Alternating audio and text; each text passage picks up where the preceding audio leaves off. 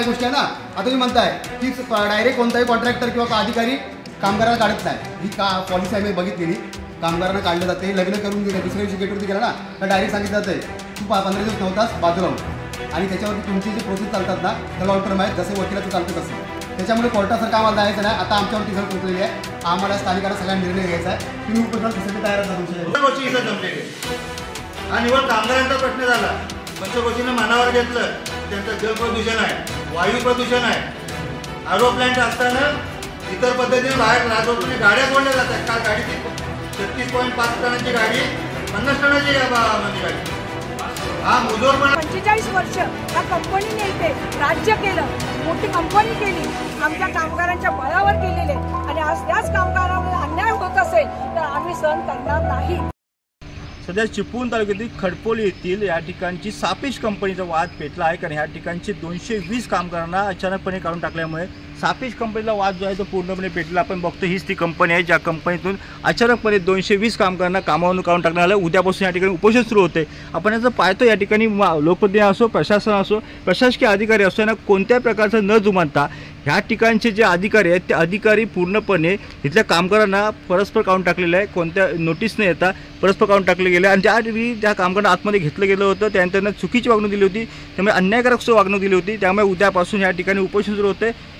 220 पैकी 58 कामगार जे आहेत त्यांना अद्याप बाहेर ठेवले गेले, त्यामुळे ही उपोषण सुरू होते. आपण कंपनीच्या बाहेरच कंपनीच्या अधिकाऱ्यांशी बोलण्याचा प्रयत्न केला असता, मात्र कंपनीच्या अधिकाऱ्यांनी बोलण्यास नकार दिला आहे. एखादी अशी माहिती करते की इथले लोकप्रतिनिधी आहेत त्यांनी सुद्धा संपर्क साधण्याचा प्रयत्न केला होता, त्यांनी सुद्धा कामगारांची बाजू या ठिकाणी मांडण्याचा प्रयत्न केला, त्यांनाही सुद्धा जुमानलं गेलं नाही आहे. प्रशासकीय अधिकारी असो त्यांनाही जुमानलं जात नाही. त्यामुळे नेमकं चाललंय का अंदाज दळताना कुत्रपीठ खाते असं म्हटलं तर अवघड ठरणार आहे. उद्यापासून बघतोय आपण या ठिकाणी उपोषण सुरू होते सापेक्ष कंपनीचे, आणि या ठिकाणी ग्रामस्थांची बैठक पार पडली. बैठकीत नेमकं काय झालं आपण जाणून घेतो. काय बैठकीत असं ठरवण्यात आलेलं आहे की उद्या 14 तारखेला बरोबर 10 वाजता संपूर्ण कामगार आणि ग्रामस्थ आक्रमक भूमिका घेऊन जे 221 कामगार आज बाहेर आहेत त्यांचं उपोषण आहे. आणि त्या उपोषणाला अगदी तालुक्यातले सर्व लोकांचा पाठिंबा आहे, सर्व पक्षांचा पाठिंबा आहे. आणि हे उपोषण सक्सेसफुल होण्यासाठी ज्याने पाठिंबा दिला आहे तो सक्सेसफुलच होणार आहे.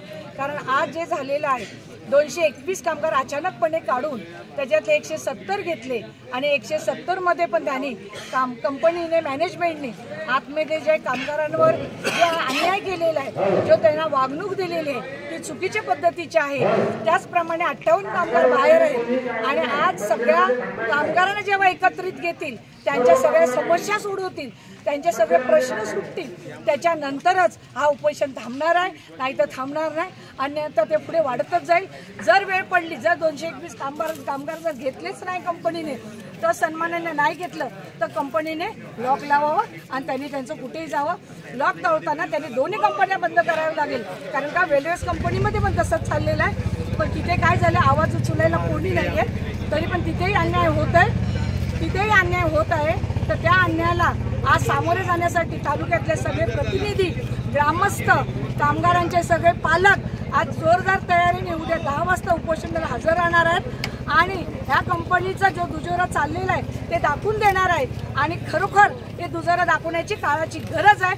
कारण 45 वर्ष या कंपनीने इथे राज्य केलं, मोठी कंपनी केली, आमच्या कामगारांच्या बळावर केलेले, आणि आज त्याच कामगारांवर अन्याय होत असेल तर आम्ही सहन करणार.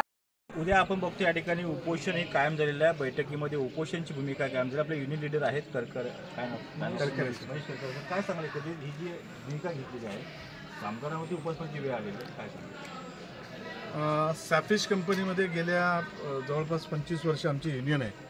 आणि 2 वर्षापूर्वी कॉन्ट्रॅक्टचे कामगार हे सगळे आपले सभासद झाले. सभासद झाल्यापासून त्यांचा वेगवेगळे प्रश्न व्यवस्थापनापुढे मांडून त्यांचा प्रश्न कसा सोडवायचा हा आमचा त्यांच्याशी चर्चा चालू असताना आता 50 दिवस झाले. 50 दिवसापूर्वी त्यांनी 221 लोकांना त्यांनी बाहेर काढलं. बाहेर काढल्यानंतर इथले ग्रामस्थ असतील, राजकीय पुढारी असतील, समाजामध्ये काम करणारी व्यक्ती असतील आणि युनियन यामार्फतून आम्ही त्यांना फक्त एकच विनंती केली होती की ही जी कामगार आहे या सर्व कामगारांना आतमध्ये घ्या, आणि आतमध्ये घेतल्यानंतर त्यांचे जे काय प्रश्न आहेत ते प्रश्न आपण सोडूया. सुरुवातीला त्यांनी ऐकलं नाही. त्याच्यानंतर रत्नागिरीमध्ये कामगार आयुक्त आहेत त्यांच्यामार्फत जी बैठक झाली त्या बैठकीमध्ये असं ठरलं की 30 ऑक्टोबरपर्यंत 30 ऑक्टोबरपर्यंत सर्व कामगारांना टप्प्याटप्प्यात घेण्यात येईल. दिवाळीचा सण होता, आम्ही शांत बसलो, सगळे कामगारसुद्धा बोलले की बाबासाहेब ठीक आहे, आता त्यांनी असं सांगितलं आहे तर त्याप्रमाणे आपण करू. त्यांनी 120 लोकांना घेतलं, इतर काही लोकांना घेतलं, पण 51 आणि नंतर 6-7 लोकांना त्यांनी बाहेर काढलं. असं 58 लोक आजही बाहेर आहे. तर तुमच्यामार्फत आम्ही सगळ्या अधिकारी जे लोक आहेत, राजकीय पुढारी आहेत, त्या लोकांना पण सांगितलं. आणि असं कुठलंही कृती असं झालं नाही आहे की ज्याच्यामुळे इंडस्ट्रीला किंवा कंपनीला नुकसान झालं असेल. आणि जरी झालं असेल तरी ते आम्ही सांगितलं की बाबा हे झालं असेल तर एकत्रपणे आपण बसू, ती चर्चा करू आणि त्याच्यातून मार्ग काढू. पण आतमध्ये जे कामगार घेतले गेले होते त्यांच्यावरती शिवीगाळ करण्यात होती, त्यांना चुकीची वागणूक दिली होती, मग युनियनमधून मी शांत का बसलं? नाही, एक लक्षात घ्या, आमचं नेहमीच असं एक धोरण आहे की कुठल्याही प्रभागामध्ये आणि खास करून महाराष्ट्रामध्ये, आज संपूर्ण देशामध्ये जेव्हा आम्ही काम करतो की या मातीला कुठेतरी आपण देणं लागतो आणि म्हणून रोजगार टिकला पाहिजे, कामगार टिकला पाहिजे आणि कारखाना टिकला पाहिजे. आणि त्यामार्फत एक कामगारांचा आमच्याकडे बऱ्याचशा वेळेला तक्रार आली की बाबा अशी वागणूक मॅनेजमेंट देते. आणि त्या अनुषंगाने आम्ही त्यांना पत्रही लिहिलं, त्यांचे जे कन्सल्टंट होते त्यांच्याशीही संपर्क साधला आणि त्यांना सांगितलं की हा जो प्रश्न आहे, हा प्रश्न एक लक्षात घ्या, कामगार जो काम करतो सन्मानाने काम करतो आणि तो काम केल्यावर त्याच्याबद्दल तुम्ही पगार किंवा इतर गोष्टी देत असतात. तर ही गोष्टी आम्ही खपून घेणार नाही.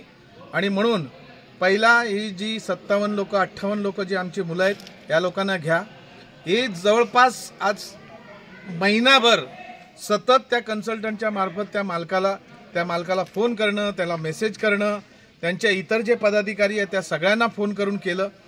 कारण प्रत्येक वेळेला संयम याच्यासाठीच ठेवलं होता की एक इंडस्ट्री आहे, हजारो कामगारांचा रोजगार तिथे चालतो, कुटुंब चालतो, गावच्या ठिकाणी आहे, ग्रामस्थ लोक आहेत, या मुलं आहेत.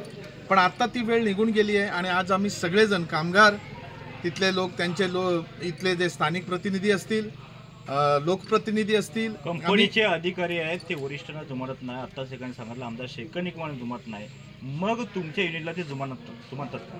नाही, तुम्हाला मी सांगतो या विषयामध्ये त्यांना एवढं सांगून सुद्धा त्यांनी आजपर्यंत ते निर्णय घेतला नाही. आता रत्नागिरी नेमकं तुम्ही करताय काय? जर घेतला तर युनियनमध्ये तुम्ही नेमकं करताय काय? आयुक्तांकडे आज 2 वाजता बैठक चालू आहे.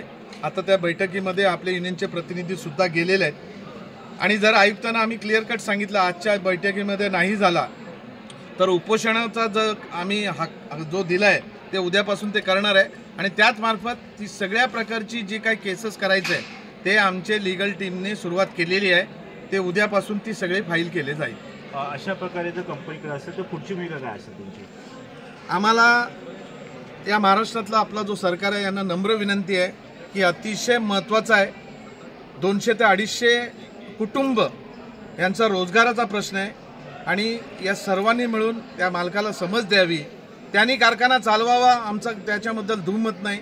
पण ते चालवत असताना आमच्या कामगारांना सन्मानाने वागणूक, त्यांना जे काही देणं असतं ते देऊन त्या कामगारांचा रोजगार टिकला पाहिजे याच्याकडे सगळ्यांच्या. राजकीय वर्दस्त असल्याशिवाय अशा गोष्टी घडतात का? काय वाटतं तुम्हाला, राजकीय वर्दस्त असू शकतं? असणारच, कारण असं आहे, जर एखाद्या आयुक्ताला लिहून दिल्यानंतर त्याच्यानंतर लोकप्रतिनिधी आमदार असतील किंवा मंत्री येऊन सांगितल्यानंतर सुद्धा जर तो जुमानत नसेल तर नक्कीच कोणाचा तरी हात त्याच्या मागे आहे. काय सांगू शकाल? नाही, हे बघा, आता आमच्या कामगार क्षेत्रामध्ये आम्ही कुठलाही राजकीय पक्ष, जाती, भेद, धर्म मानत नाही. त्यामुळे आम्हाला ते कोण आहे ते माहिती नाही. पण हाय मात्र हे नक्की आहे, हे तुम्हाला मी ठामपणे सांगतो. या सगळ्यामध्ये राजकीय वस्तू कामगारांचं दुकान मांडण्याचं कारण एकच आहे की जेणेकरून आम्ही सामान्य माथाडी कामगार आहोत, बरोबर ना? हे सगळे जग बोलते, त्याला काही अधिकार नाही. माथाडी कामगाराला हजेरी दिली, निघून गेला, त्याचं काय नाही, कॉन्ट्रॅक्टर नाही, कोण अवेलेबल, त्याचं कोण राहत नाही, म्हणजे त्याचा वाली कोण राहत नाही पाठीमागं, बरोबर आहे ना? थोडंसं चुकत असेल त्याबद्दल प्रश्न नाही, माझे विचार मांडतोय मी, सामान्य कामगाराचे विचार मांडतोय. पण जेव्हा आम्ही विचार केला की बाबा हे सगळे त्रास होत आहेत, आम्हाला ओव्हर टाईम वेळच्या वेळी नाही, ज्यांना त्यांना पाहिजे तेव्हा ती फक्त थांबवतात. हिरवी आम्हाला गरज नाही अशाचा विषय नाही, प्रत्येक कामगाराला गरज असते, पोटा पाण्याची गरज असते, हजेरीची गरज. पण ती शासनाच्या निधीप्रमाणे जर आम्हाला मिळत नसेल, आज शासन JR काढतो ना, ते शासनाच्या JR प्रमाणे आम्हाला जर पगार मिळत नसेल तर कशासाठी काम करायचं? कॉन्ट्रॅक्ट बेसिसवर तुम्हाला भरलं गेलं? कॉन्ट्रॅक्ट बेसवर ते आम्ही आहोत अजून. कॉन्ट्रॅक्टरच आहे. 12,000 रुपये कंपनी फक्त काय सांगते, लेखी कॉन्ट्रॅक्टरना सांगते की घ्या म्हणून तुम्ही, पण आम्ही कॉन्ट्रॅक्टरला लेखी देतो, पण कॉन्ट्रॅक्टरने ह्या गोष्टीला मार्ग धरला पाहिजे. आम्हाला जर आमच्या कामाच्या प्रमाणे जर आम्हाला हजेरी मिळत नसेल किंवा आमच्या ह्या आता महागाई दृष्टिकोनातून आम्हाला पगार मिळतो, आमचं घरचं भागवायचं कसं मला सांगा ना तुम्ही, कुठल्या पद्धतीने. मग आम्ही काय केलं, सगळे कामगार एकत्र झाल्यानंतर बाबा काय करायचं, ह्याच्यावर निर्णय काय घ्यायचा. आम्ही युनियन जॉईन म्हणजे कामगार युनियन, कामगारांची युनियन जॉईन केली. मग कोणतरी त्याला वाली सरकारी पाहिजे ना, सरकारी अधिकारी पाहिजे, म्हणून आम्ही युनियन जॉईन केली. युनियन जॉईन केल्यानंतर त्यांच्याकडे पण संपर्क साधला आम्ही, त्यांनी दुर्लक्ष केले. आता ते विचारत आहेत, मंदिरात बसलेत, आता विचारत आहेत की मला 2 वर्ष झाली, 3 वर्ष. आम्हाला कशाला प्रश्न विचारताय तुम्ही? तुम्हाला माहिती आहे किती वर्ष झाली तुम्हाला ती, आम्हाला युनियन स्थापन होऊन किती वर्ष आली? 2 वर्ष म्हणून ते आम्हाला विचारताय. ह्याच्या आधी पण आम्ही युनियन लावली होती. कोणती युनियन होती नेमकी? युनियनचं नाव काय नेमकं? दस्तू साहेब होते आमचे. दस्तू साहेब होते आमचे. Association chemical worker. त्याचे मेन कोण आहेत? मेन जेव्हा सुरुवातीला लावली तेव्हा दस्तू साहेब होते माननीय, ते आता स्वर्गीय झालेत. आता किती वर्ष आली त्या युनियनला? 35 वर्ष. तुम्ही स्थापन करून किती वर्ष? अजून न्याय मिळाला नाही. त्याच्या आधी आम्ही युनियनला जॉईंट होतो की असं होतं की नंतर आमच्याशी एक त्या ॲग्रीमेंटची ही झाली की जेव्हा पारंपे साहेब होतं तर ते काय बोललं, तुम्ही जर युनियन सोडली तर मी तुमचं काही करू शकतो. तर ते अद्यापही अजून काहीच झालेलं नाही. 2-3 वर्ष तुम्ही थांबा, तुमचा भविष्य होईल. हा आम्हाला त्यांनी काय दिलं, आश्वासन दिलं पानसबे सरांनी.